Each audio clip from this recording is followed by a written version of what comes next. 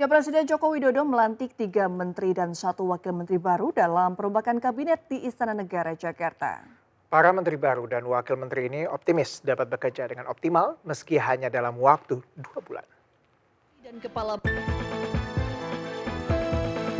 Rosan Ruslani ditunjuk menjadi Menteri Investasi dan Kepala Badan Penanaman Modal menggantikan Bahlil Lahadalia yang ditunjuk menjadi Menteri SDM menggantikan Arifin Tasrin. Dalam acara serah terima jabatan di Kementerian Investasi, Rosan yang sebelumnya merupakan ketua tim kampanye Prabowo Gibran optimis bisa memenuhi target Presiden Joko Widodo. Insya Allah sih saya kalau optimis ya, apalagi kan timnya Pak Bahlil itu sudah bekerja sangat baik, sangat solid. Target pada akhir tahun ini bisa tercapai secara keseluruhan. Pada kesempatan yang sama, Bahlil mengingatkan PR yang masih harus diselesaikan Rosan Ruslani sebagai Menteri Investasi yang baru. PR sih, saya pikir target investasi kuartal ketiga. Target kita kan di kuartal ketiga itu sudah harus mencapai 76%. Sekarang sudah 50,sekian%. Mungkin penataan.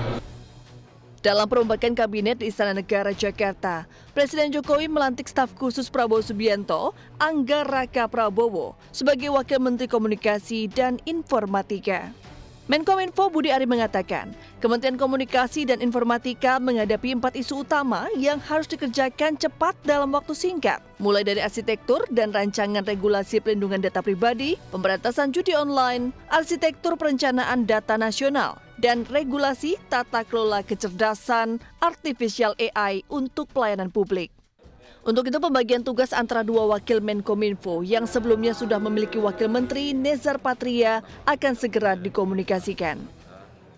Dalam perombakan kabinet, Presiden juga menunjuk Supratman Andi Aktas sebagai Menteri Hukum dan HAM menggantikan Yasona Lauli di sisa masa pemerintahan yang akan berakhir dalam 2 bulan lagi.